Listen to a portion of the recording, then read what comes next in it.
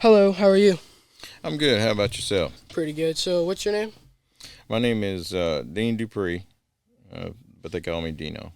What do you do? I'm a retired deputy sheriff out of Texas, and I do surveying plus, I'm artist. Sure. So I heard you have a pretty big story, interesting story. Would you mind telling that story? No, I don't mind. Cool. Um, like start with the shooting. Yeah, sure. That's okay. That's fine. February 24th, 2000, at 17:12ish. Stopped a suspicious vehicle and thought he was drunk. As I was getting out of my unit, I had to read the tag. Dispatcher says, I need you 10-9 tag, which is a repeat tag. I had to take my eyes off the suspect. Um, Read first three letters, then you look back up and you read the second three, and then you look back up. And at the third letter, my brain said, where's he at? And then when I turned around, I still couldn't see him much. And I seen him with the Glock 40 caliber sticking out the edge of the windshield, of the driver's side window, in his right eye. And it went off. It was really strange because the time stopped. I was able to see small puff of smoke before the bullet exited, and it was spinning real slow, and I could tell it was a hydroshock because you could see the little expansion tip in the center of the hollow point. The sun was behind me. I could see that coming, and everything's moving at milliseconds. Just really slow, like a 1200 or 1400, whatever, frames per second. Sure. And so it's coming, and the only thing I was able to do was jump up a little bit on my tiptoes and change because I could tell where he was aiming. He was center mass, and it shifted it and went under my left nipple, and it felt like Sammy Sosa putting one over the left field wall. It did. That Glock 40 caliber. People say, "Oh, it didn't kill you." I'm like, "Yeah, it would have if they wouldn't have got there in 7 minutes." And and then I was shot in the arm and in the back, and I'm not really sure how that all happened. There was a box culvert on the side, and he had stopped right at this mile marker. I mean, and I thought he was fixing to run, and I was just fixing to call in, go 1080, but we're not really sure. All I know is it was a bad day. It was Yeah. a bad day, brother. And one of the things, man, back then, they told you not to put a tourniquet on. You'd lose your limb or whatever. But being a Boy Scout, I was always prepared. So I had my own medical kit in my unit, and that was partly what saved my life. That's good. And the intervention of God, because the ambulance driver was out of he wasn't out of fuel. He just had a little bit to fill up the tank completely, and so he turned and he said, "Let's go fill up." And they went by me just as I was getting out of the vehicle, so they picked me up in like 6.5, 7 minutes. We get trained that we are always like the victim of the shooting. We act on the shooting. Was there anything like different? Was anything that you thought wouldn't happen that happened during the shooting? Yeah, whenever that incident happens, I mean, you train, and I had in the academy with paintballs, I was shot almost exactly the same way, and so I had some of that in the back of my mind. But when you have to take your eyes off, like now it's great because there's a computer. You pull up, you don't the officer's eyes are not taken off that driver. So whenever it happened, that I told you about the tunnel vision. Something else I would recommend that anybody that is training for that, officers or anyone else, it's not just for making a stop. It's for when you get into, as Jaeger said, when you're on the X. You get off that X as fast as you can, but sometimes you just find yourself on a big X, and you can, it's happening. Um, so be aware of that. But the things, the tunnel vision, sensory deprivation. I couldn't hear.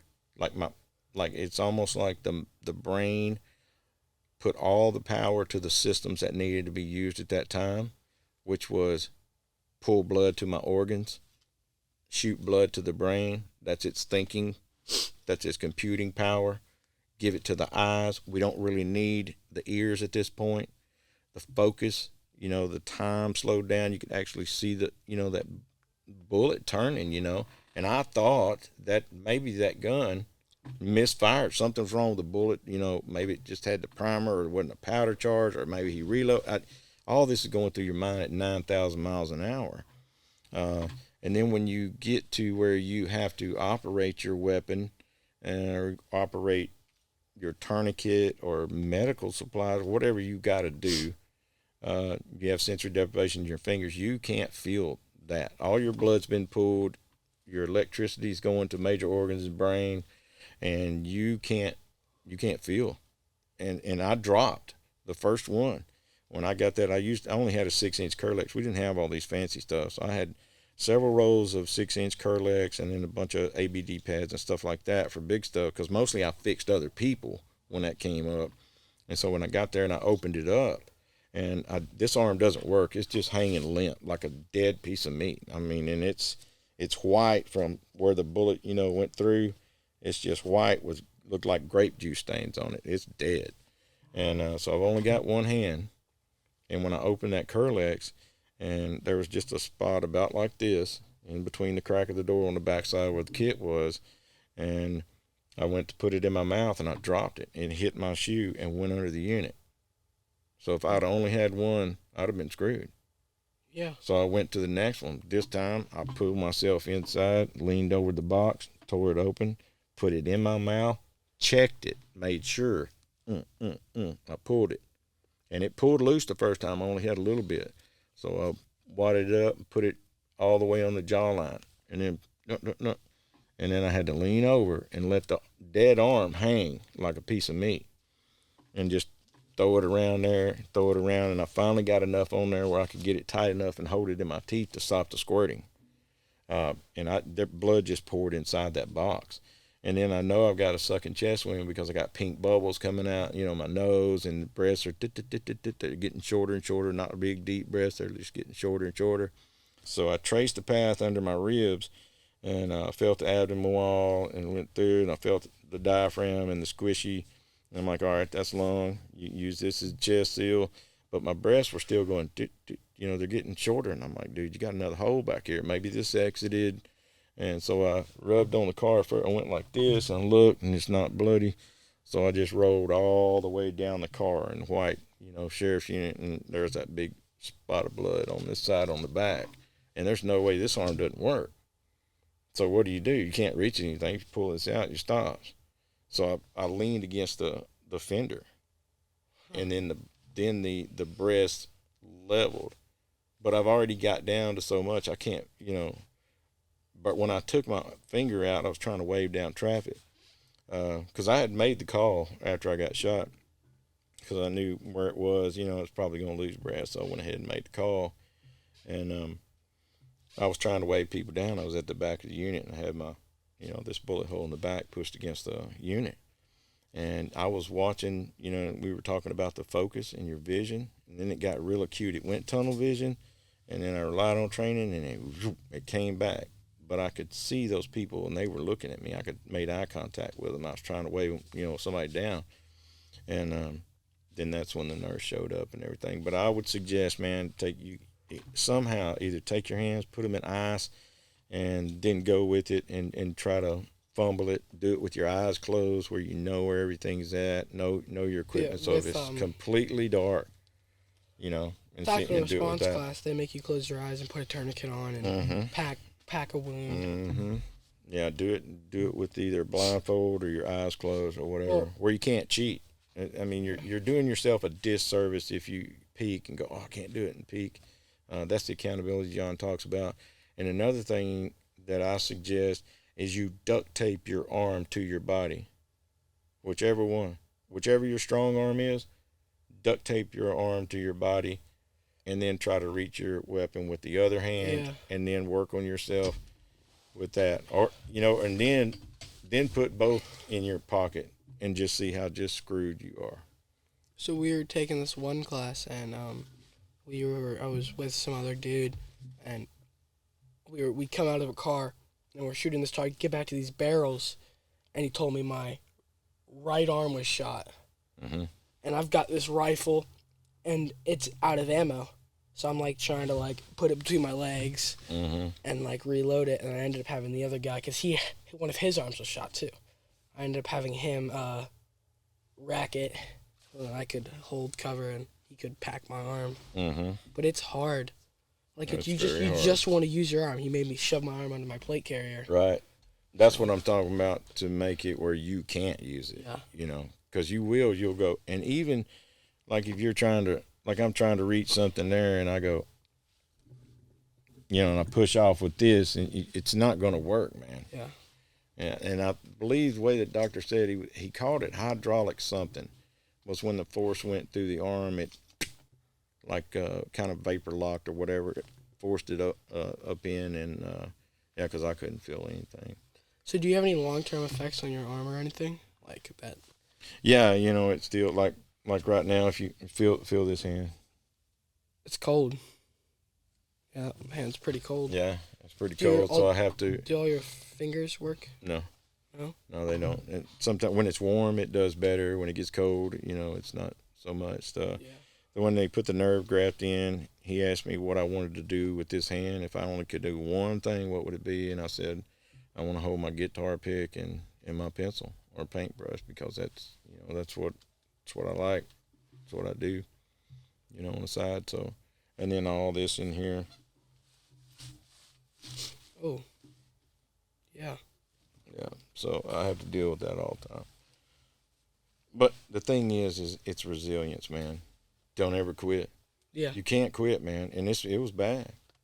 It really was, man. I got to a point where I was tired of it. I really was. I got to a point where I literally laid on the bed and talked to God, and I said, man, you need to heal me or kill me, because I can't do this anymore. I was literally ready for God to kill me or heal me. That was the two things. So how long did it take you to recover?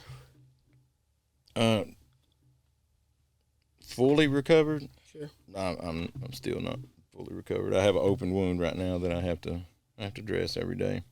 That's just things that happen when you get a MRSA infection. It just eats you, and they had to put mesh and all kind of stuff. It ate my abdomen out. I smelled like a dead dog, dude. It was gross. What do you do now? I do surveying. I work for a buddy of mine. He's got a surveying company, and I did that when I was in high school and stuff, and it's really changed a lot now. And so, you know, I do that on the side, and then of course I got my artwork, and then consulting and stuff with people that want to know, you know, how to secure their house. And there's little tips and tricks, and I don't share it on the air. I only share it with the customer, because I don't want it to get in the wrong hands. And then the things that I prepare them to do, and the little things that they do inside their house, I don't want anybody, you know, using that against them. Yeah. So I'll tell you off camera. Yeah, I can cut that part out if you want me to. No, we're not. I just don't want to put it out. Okay. So why did you want to be an officer? It was a really kind of strange deal. It was a calling. It really was. I was a heathen, man. Before that, I was. You know, God said you know, go be an officer, and I was like, dude, that ain't gonna work, man. You realize, you know, what I was, and I was selfish and self-centered, self-pleasing, alcoholic. I was alcoholic, and I quit. My son, he was born in 92, and I quit drinking in 91, and so been alcohol-free since then. That's good. Well, I have something to ask. So, have you heard about what happened to me at school? No, I haven't. Really? So, I carry medical stuff on me every day Mm-hmm. at school, right? And I actually had the Raptor trauma shears. These ones right here. Mm-hmm. Oh yeah, yeah. In my, I had 511 jeans in my back pocket right here, and this teacher thought it was a knife. Took me down to the office. So we had like big deal, with these. They were saying the seatbelt cutter was the issue, but they didn't say that initially. It was the second day. So then my dad was like, "Oh, it's not that big of a deal. Take him to school again." And then the resource officer called me down. I had him with me with the resource officer. Mm-hmm. So, like I think Colin Noor. You know who Colin Noor is? Mm-hmm. Like a couple million. Corleone. Yeah. Chuck talked to him about it. because he's a lawyer. So it's a pretty big thing. So now I think they're in this bucket, my other Raptors. I had to get that piece cut off. Oh, you had to take the seatbelt cutter off. Yeah. I did hear about this, but I did not know it was you. Yeah, I just heard part of a story out there. Yeah. So that Did was you win? I don't know yet. Okay. So I can take these to school. I can't take these. So my dad actually contacted Leatherman, and Leatherman hasn't gotten back to him yet. But he initially talked to their lawyer, and they just haven't contacted him back. So that was a pretty cool.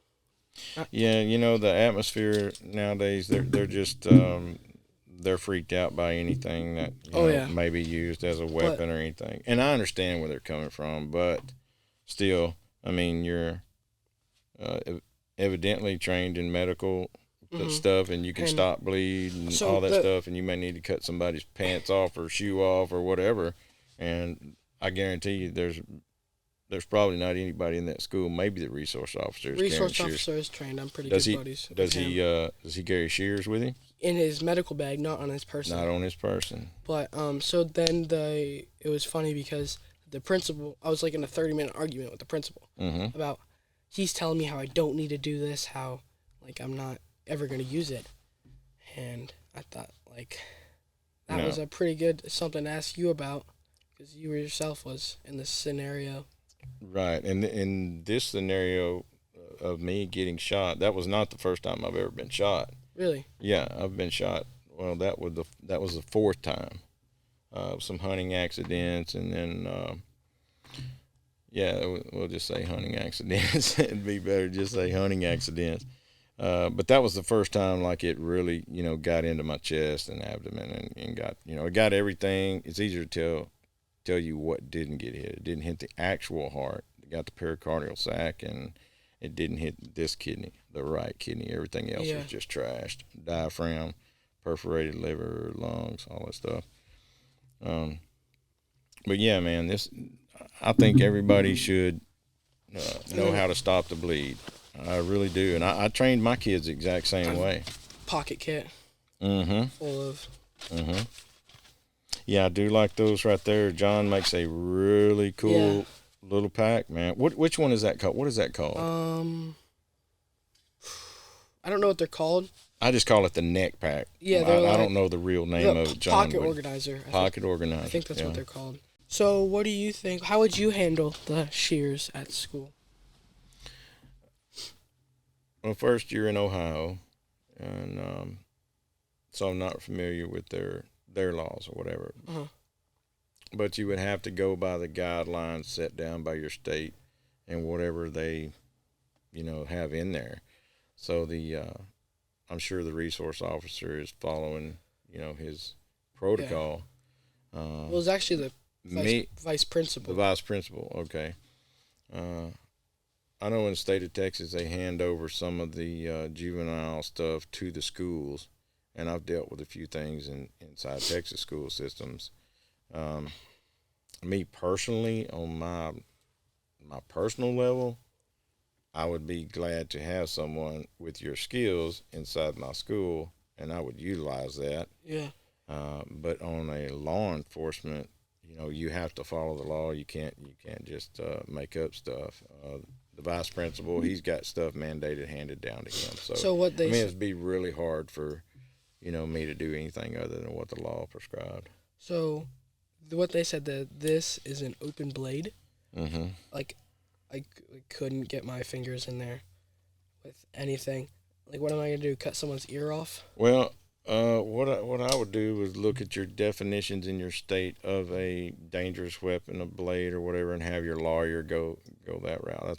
That's the way I would handle it if it was my child. It's not what the school's law are, what the district. So it's the student handbook. And I looked through the student handbook, and there's stuff about knives, but nothing like about an open blade. Like an open pair of scissors is more dangerous than this. Yeah, so, in all, in hindsight, we know that. But like I said, they're going by what's been wrote down. I would look at your juvenile laws inside your state and then see what their definition of a deadly weapon is. and I would go. Have your lawyer go that route. I would. That's the way I would do it. So have you taken the stop the bleed and the paramedic So I've stuff? Or are done. you studying? Are you studying to go be a I paramedic think or that's what I might want to do. officer or So I want to what do be you want to something do? in the tactical field. Mm-hmm. So either an officer, or it's either going to be an officer with a canine, um, or a like tactical medic, of SWAT medic, or Mm-hmm. medic in the military, or just paramedic. Mm-hmm. Are you thinking about military service and I was getting thinking like your schooling through there and then afterwards come yeah, out and or just go to high school, get my EMT, mm-hmm. then go to police academy, and then Mm-hmm. I could go to SWAT because I'd already have medic and It does police. help. I will say that it does help, and you'll get a little bit of medical stuff, in the academy. Or well, I don't know up here, but you get a little bit.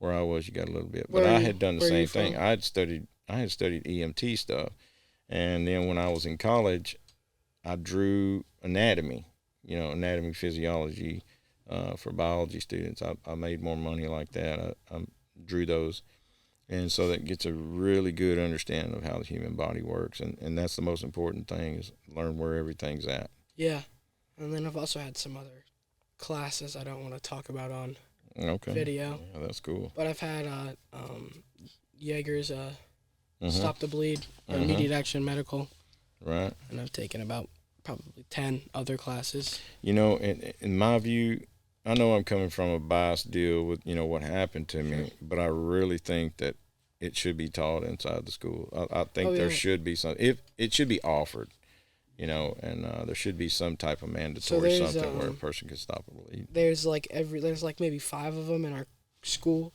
or like hooks that are drilled into the wall, and they've got like a little response kit. Mm-hmm. It's like a little bit bigger than this, so it's not Mm-hmm. much. But Do they have the big stop the bleed so kit? the resource officer has one in his office that he showed me. The box, the big box. It's a big tactical bag. Okay, so they got the bag. They've Okay, got a bag, but it's just he knows no police stuff. right. So But you know where all the pressure points and how to stop and then do all that, yeah, the wound packing and all that stuff. yeah, Well, man, I applaud you for how old are you? 14? 14. 14 years old, man. Yeah, that's good. I Yeah, taught I taught my kids early, just in case something happens. You never know. yeah.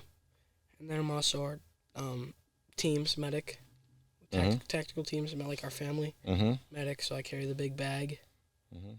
and What kind of bag do you carry? it's one of John's bags, Mhm. and it's Velcro lined on the inside, and it's got a bunch of then it's got a bunch of places like we've got IVs, bleed stop. We've actually got like 4 or 5 bags made of the same kind, and we Mhm. have a exact replica, but it's a training bag, so it's all open stuff. Right. And You got the one that's got the open mesh front where you can see the stuff, or is it the no, the earlier model? it's a backpack, and it's the Uh. inside is all Velcro, and Uh-huh. you put the Velcro pouches on it, so you can just grab it and throw it to someone. Is it like the one Chuck's got hanging up out there, that red one, Not the one that's hanging on his post. the one on the other side? I think he might have one. Yeah, it's got the Velcro and Like in stuff on there. actually, I might have a picture of one of my that I wore one. Yeah, I carry. In my unit. Well, I say unit. In my truck, I carry enough stuff that if I come up on a bad wreck or whatever, So that's it that I can. on my back. Yeah, I've that's got it. tourniquets on the outside. Mm-hmm. I carry enough stuff in my truck that I can fix, 2 carloads of people, and if somebody else rolls up that has training, they can grab my stuff. And I also I like the red bag deal. But like I was using surplus military bags, and so what I would do is I would take really that high vis orange duct tape, and I would tape every handle that had the medical in there, like major medical. And so everybody on our crew, they know if you see orange duct tape on something, it's got enough to stop a bleed. Yeah. And if it's all the way across, it's enough to stop a lot of bleeds. And I carry it with me all the time. And I've had to use it. I had a hunting accident. A boy was shot in the shoulder right here, and luckily it didn't penetrate the pleural cavity. So I was listening, I didn't hear anything. But the most important thing with him was I had to get him talking, and then Sure. because he was going in shock, and it was quick because I got there right after it happened, and so I wrapped him in the blanket. You carry the Mylar blankets with you We've for got shock? emergency blankets. Yeah. Because he went cold quick. I was kind of worried. Yeah. There was no time to call the ambulance. Me and my son, we loaded him up and I expedited. I drove the speed that was necessary for a life and saving objective. I'll say that much. Yeah. So you from Tennessee? Ohio. Ohio. Oh, Yep. so y'all are up there. That's good. Yeah. I would imagine that their kind of resource stuff. They're more. Is it a more populated area where you're at? They kind So our farm is in a like super rural. Okay. Like, Okay. So you're not going to like a big well, high so school. but we have a house and a pop and like where we where I go to school is a city, like pretty good sized city, if like Columbus, Ohio. Okay. Oh yeah. So that's where I go to school. We have a farm like an hour away. Okay. So yeah, Columbus is probably really tripping over those. Yeah. Yeah. Well, I asked, would they let you carry the regular shears, like not the Raptors would fold out and have all that? So the first thing. day, like the first day this was going on, they're like, "No, you can't have these. Like they're scissors." And I'm like, every classroom has scissors. Right. Like my sister's in 6th grade. She has you provide sewing scissors for them. Yeah, and that's just two knives. And yeah, it's 2 knives. They're Put together, super sharp. really close. Yeah. So, and yeah, so but I can have these now because they're and just Because you took that off. Yeah. That is so wild. But I'm glad you're carrying them, man. Because you never know. That's what I tell people. You never know what life and when Murphy is going to show up with his law. You know Murphy's law, right? Anything that can go wrong will go wrong, and it'll do it when you least expect it. Yeah. Well, Murphy will show up. So that's anti-Murray gear. So now, yeah, I'm glad to see that. And 14 years old, you don't see many 14-year-olds with the mindset that you got there. I'm impressed. I am. I'm impressed with it. My brother doesn't even, twin brother, won't even carry this stuff inside of school. You know, I've noticed too that like people think that because I have so much gear with me, they don't have to carry with Exactly, them. that's... And I'm like, dude, you don't know, because if something happens to my vehicle or that stomp pack or whatever and it's gone, man, you better have something on you. No, so I was talking to Joel Riles, and we were just chatting, talking about T-shirts. I was like, you should make a T-shirt that says the initials for fuck around and find out. I have a tourniquet list. Like a list, like if you're mean to me, you're at the bottom of my tourniquet list. Yeah, that's good. Yeah. It says like the initials for fuck around and find out. I have a tourniquet list. That's right. And yeah, you don't get a tourniquet. Yeah, no, this kind of thing. Yeah. So, there's a couple people at the bottom of my list. Yeah, when sometimes in law enforcement we had to be. You can't be biased toward anybody, and everybody's equal, and sometimes you would have to fix somebody that just tried to kill you. Yeah. And so it's being professional or guard somebody that had just done something really despicable to a child, and then the people or the parents and whatever are trying to choke him to death or whatever, and then you got to turn around and guard that person. So I saw this one video. Is this dude who killed a child, and this officer was chasing him down, and this they've got guns drawn, and this dude's like, stop, I won't do anything, and this big dude just come up and Spartan kicked him right in the chest. Yeah, and that's one of the things that opens you up to a lawsuit and liability. So you have to be, now you may be thinking that and that's despicable or whatever, but you get to where it's just you're doing your job. You got to be professional. Yeah, those that are not professional, they don't last long.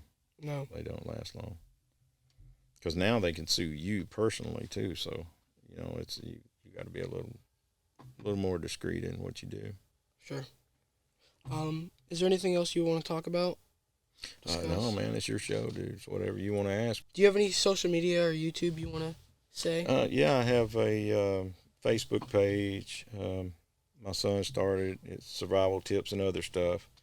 And then Artwork by Dino, and then I have one called iFacts for Heroes, and that's where me and my son, he got his Eagle Scout project doing those. We set up 5K, 10K runs, things like that for local law enforcement that don't have the budget to get tourniquets or first aid kits.